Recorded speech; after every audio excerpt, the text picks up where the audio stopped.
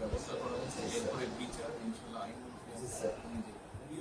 আমিও কন্যা সন্তান, উনিও কন্যা সন্তান। কাজে আমরা জানি কন্যা সন্তানের কষ্টটা আমরা ভগবান একটা ছবি ছিল একটা দাও স্যার, কিছু বলে দিলেন না, আমি শুধু আপনি মেয়ের বাবা, আপনিও স্যার একজন মেয়ের বাবা, শুধু একটা আমি দৃশ্য আপনাকে স্যার দেখাবো, আর কিছু দেখাবো না স্যার, আমি দেখবো না স্যার, স্যার আমি দেখবো না স্যার, এটা নিয়ে আমি সারা জীবন স্যার আমি কি করে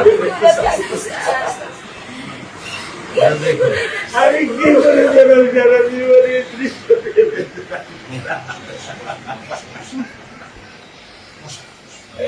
আমার এই দৃশ্য আমি কি দিয়ে পূরণ করবো স্যার?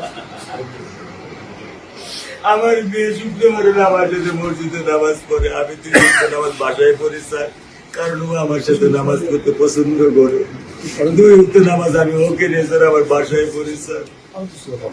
আল্লাহ আমি জানি না, আল্লাহ তো আমার কোন পরীক্ষা ফেলেছে, এই দুঃখ এই কষ্ট মৃত্যু ছাড়া আমার আর কোনো শেষ নেই স্যার, আর কোনো শেষ নেই স্যার।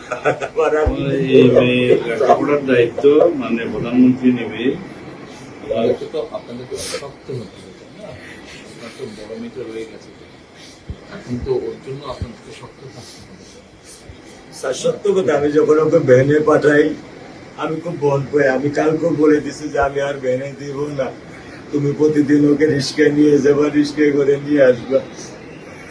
আমি ক্লান্ত স্যার, 10 বছর বয়স থেকে স্যার অবহেলা পেতে পেতে পেতে পেতে স্যার আমি আর নিতে পারতেছি না স্যার। আল্লাহ আমার ভাগ্য দিচ্ছে, আমি কি করবো? ব্যবস্থা মানে বলেছেন মেয়ে লেখাপড়া হবে, ধৈর্য ধরো, ইনশাল্লাহ বিচার হবে খুব সংক্ষিপ্ত সময়, কারণ ইত্যাদি বেশি বলতে পারবো না, কারণ আদালতের বিষয় তো। আমরা চার্জশিট দেবো ইনশাল্লাহ এই 24 ঘন্টার মধ্যে। আমি সত্য কথা বলি,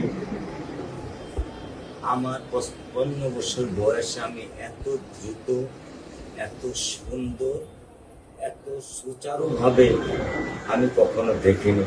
এটা বুঝতে পারছি, এটা তো বুঝতে, এটা আমি বুঝতে পারছি স্যার। এটা প্রধানমন্ত্রী চলে আসছেন, এটা আমার সৌভাগ্য।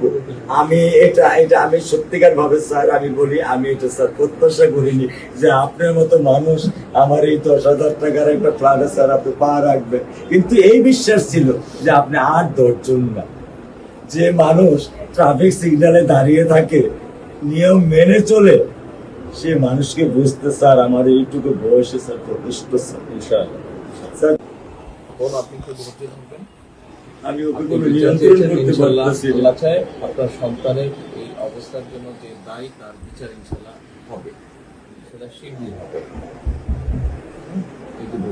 আর মালিক যে আল্লাহ তাআলা মালিক, ওনার কাছে সাহায্য, ওনার কাছে সাহায্য চান, আল্লাহ রহম করলেন, সব কিছু দিতে পারে।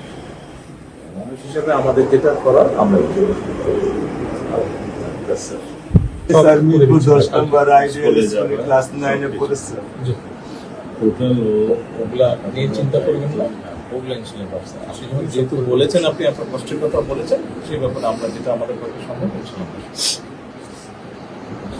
আপনি কিছু বলবেন?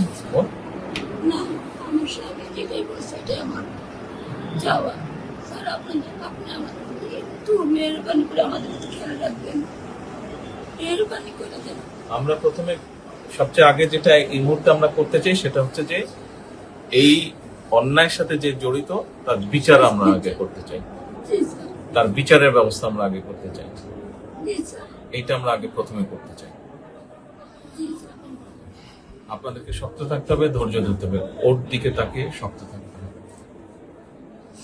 এক সন্তান আল্লাহ নিয়ে গেছে, আরেক সন্তান আপনার কাছে আছে, ওর কথা মনে করে আপনাদের শক্ত থাকতে হবে, ওর দিকে তাকিয়ে। ঠিক আছে?